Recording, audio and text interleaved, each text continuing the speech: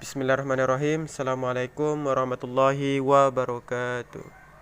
Salam semuanya. Perkenalkan, nama saya adalah Bayu Sukara. Saya merupakan salah satu kader dari Ikatan Mahasiswa Muhammadiyah Kabupaten Bone.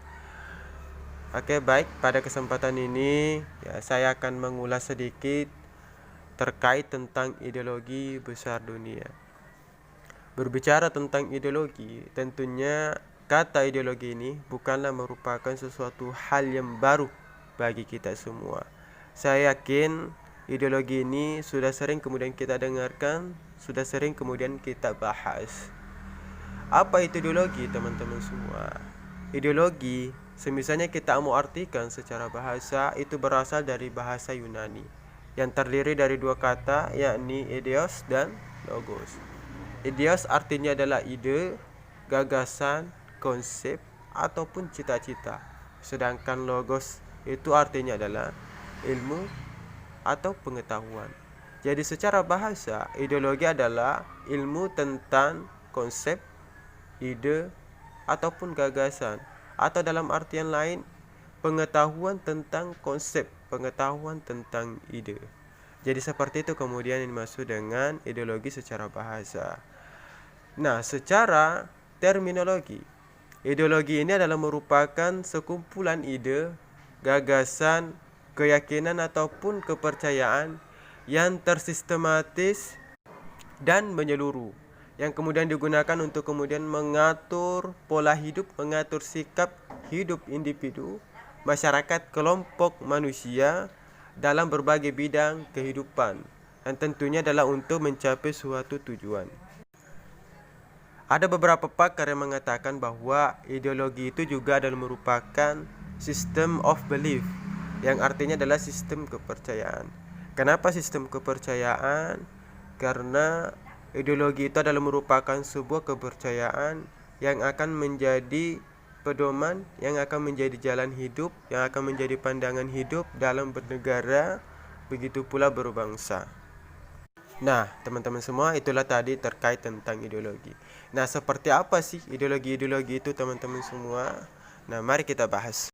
Namun sebelum itu, ideologi yang akan saya sampaikan adalah ideologi-ideologi yang memang masih aktif dan digunakan oleh beberapa negara kecil, negara berkembang, dan negara-negara besar dunia. Atau yang lebih tepatnya adalah ideologi-ideologi yang memang populer atau yang menjadi begitu banyak pembahasan-pembahasan di kalangan-kalangan masyarakat.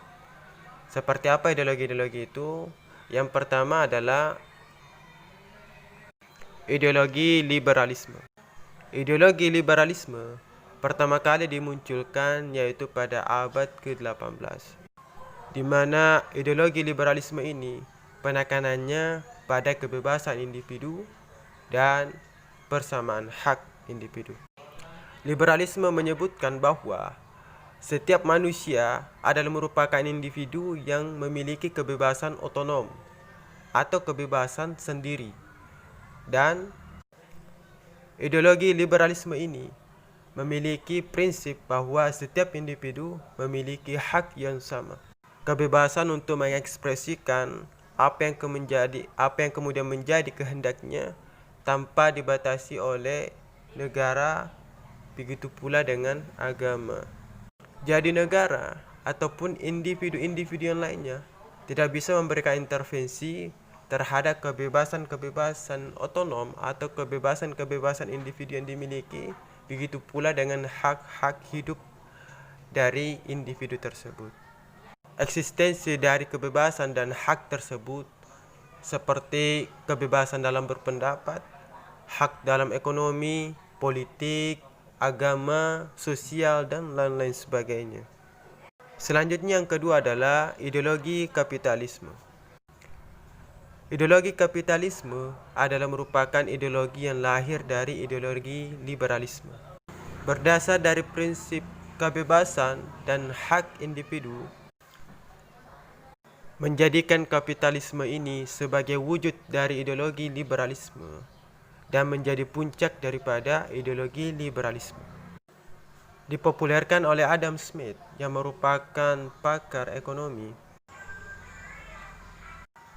Kapitalisme ini lebih mengarah kepada bidang ekonomi ataupun sektor produksi ketimbang bidang politik, di mana dalam ideologi kapitalisme ini sistem perdagangan, industri, modal, dan alat-alat produksi semuanya berada dalam kendali atau dimiliki sepenuhnya oleh pihak swasta untuk memperoleh keuntungan yang sebesar-besarnya. Makanya ada dua komponen utama dalam ideologi kapitalisme ini, yaitu borjuis atau disebut dengan pemilik modal, dan proletar atau disebut dengan pekerja. Borjuis sebagai pemilik modal disebut sebagai penguasa, dan proletar atau pekerja disebut sebagai bawahan yang bekerja untuk kemudian memenuhi ambisi daripada penguasa. Makanya dari sini ya, sering muncul pertanyaan-pertanyaan, kenapa yang kaya semakin kaya dan yang miskin semakin miskin? Maka jawaban dari persoalan itu adalah karena ideologi kapitalisme. Yang ketiga adalah ideologi konservatisme. Konservatisme adalah merupakan ideologi tandingan sebagai respon daripada ideologi liberalisme yang menganggap setiap individu itu memiliki kebebasan yang luar biasa. Berbeda dengan konservatisme yang lebih menekankan kepada ketertiban aturan sosial atau social holder. Aturan sosial yang seperti apa? Yaitu nilai-nilai kebudayaan dan moral yang memang sudah ada dan melekat dalam kehidupan masyarakat pada kala itu. Jadi meski setiap individu memiliki kebebasan sosial, maka maksud saya kebebasan individu, maka tentu yang menentukan adalah aturan sosial. Kedudukan aturan sosial lebih tinggi daripada kebebasan individu itu sendiri. Jadi sangat terlihat perbedaannya, di mana konservatisme ini muncul sebagai respon daripada ideologi liberalisme, di mana sebelumnya memiliki kebebasan yang tidak terbatas, seolah-olah tidak terbatas. Namun dengan munculnya konservatisme ini, kebebasan tersebut kembali dikekang. Kemudian yang keempat adalah ideologi sosialisme. Seolah muncul seperti ideologi konservatisme, sosialisme ini juga muncul sebagai kritik terhadap ideologi liberalisme kapitalisme, di mana sosialisme lebih menekankan kepada kesetaraan atau sama rata dan tidak mengenal yang namanya kepemilikan pribadi dan menolak hak pribadi. Yang paling menonjol adalah jika ideologi liberalisme menekankan kepada hak kepemilikan pribadi, maka sosialisme sangat menolak yang namanya hak pribadi dan lebih kepada prinsip kesetaraan dan tidak mengenal yang namanya kepemilikan pribadi. Lanjut yang kelima, ideologi komunisme. Ideologi sosialisme komunisme adalah ideologi yang tak terpisahkan. Kenapa? Karena ideologi komunisme adalah ideologi yang lahir dari ideologi yang memiliki prinsip yang sama. Lahir dari ideologi sosialisme dan memiliki prinsip yang sama, yaitu prinsip kebersamaan dan tidak mengenal yang namanya kepemilikan pribadi. Ideologi komunisme ini lahir untuk melawan ideologi kapitalisme, di mana ideologi komunisme ini berpikiran bahwa segala sesuatu, mau permodalan, perdagangan, industri, dan alat-alat produksi, semuanya adalah milik bersama dan tidak dimiliki oleh individu-individu. Sesuai dengan arti komunis, yaitu adalah bersama atau kebersamaan. Muncul sebagai pemikiran Karl Marx atau wujud pemikiran Karl Marx, di mana Karl Marx pernah mengatakan bahwa, atau dalam prinsip Karl Marx, bahwa tidak ada yang namanya kepemilikan pribadi dan semuanya adalah milik bersama. Puncak dari ideologi ini adalah menghilangkan status sosial.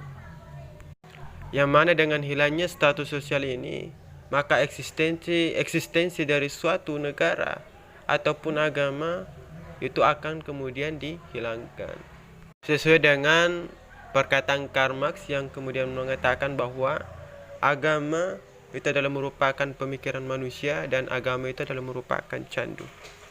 Selanjutnya yang keenam adalah ideologi nasionalisme. Apa sih ideologi nasionalisme itu? Ideologi nasionalisme adalah sebuah ideologi di mana kesetiaan tertinggi dari suatu individu harus diserahkan sepenuhnya kepada kedaulatan negara. Artinya adalah kepentingan negara jauh lebih tinggi daripada kepentingan individu ataupun kebebasan individu. Sebagai suatu ideologi ini mampu memberikan kesadaran kepada setiap individu, masyarakat ataupun kelompok untuk kemudian bersikap, berperilaku dan semata-mata adalah untuk kepentingan kedaulatan negara.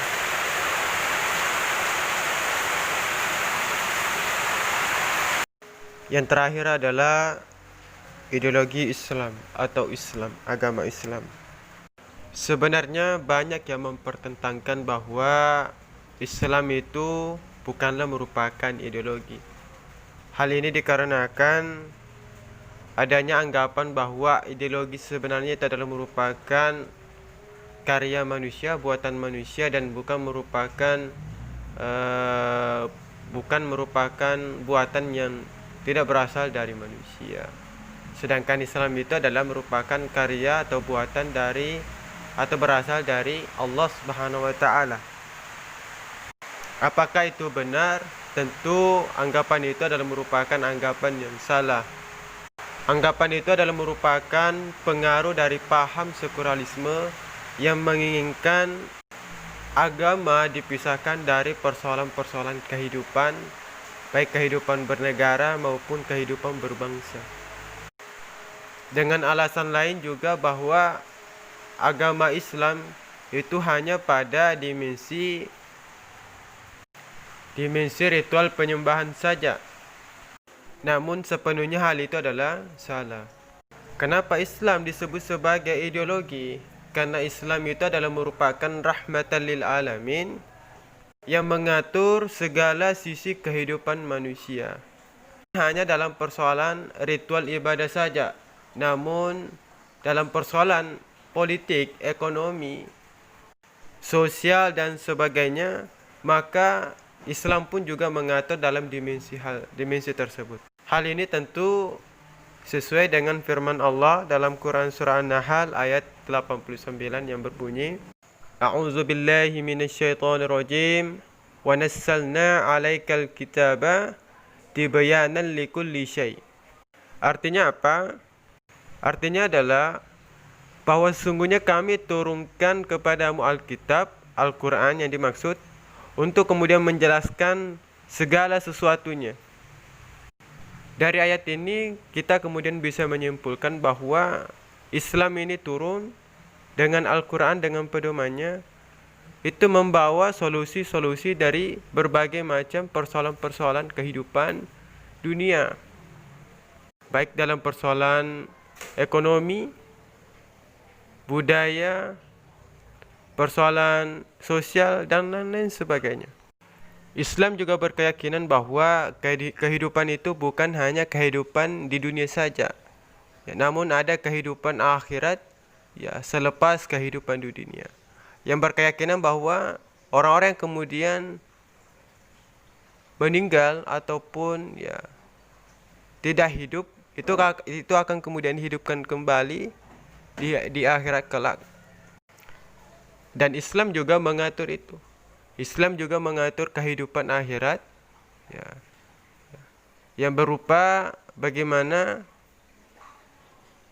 aturan-aturan ataupun pedoman-pedoman untuk kemudian mempersiapkan diri dalam kehidupan akhirat. Makanya Islam itu disebut sebagai ideologi yang paling sempurna, ideologi yang sempurna yang kemudian berasal dari Allah Subhanahu wa taala, bukan kemudian ideologi yang diciptakan oleh manusia yang notabene adalah merupakan tidak sempurna dan tidak luput dari yang namanya kesalahan. Jadi itulah tadi beberapa ideologi-ideologi dunia yang kemudian besar dan menjadi pandangan-pandangan hidup, menjadi pandangan-pandangan dalam kehidupan bernegara maupun berbangsa. Dan tentunya kita sebagai seorang individu menganggap bahwa ideologi ini adalah merupakan sesuatu hal yang penting untuk kemudian menjadi pegangan bagi setiap kita.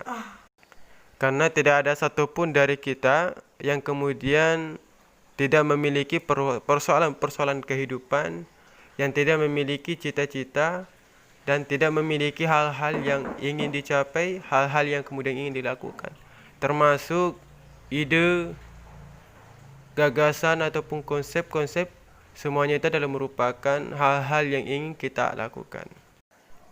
Makanya dengan berideologi, itu akan memberikan sebuah jalan, itu akan memberikan rel kehidupan yang akan kemudian mengatur kita, dan tentunya akan memberikan semangat yang luar biasa, memberikan kekuatan untuk kemudian mempertahankan apa yang kita miliki dan mencapai apa yang kita harapkan. Saya kira itu yang kemudian ingin saya bahas terkait tentang beberapa ideologi-ideologi besar dunia. Semoga bermanfaat dan sampai jumpa lagi. Assalamualaikum warahmatullahi wabarakatuh.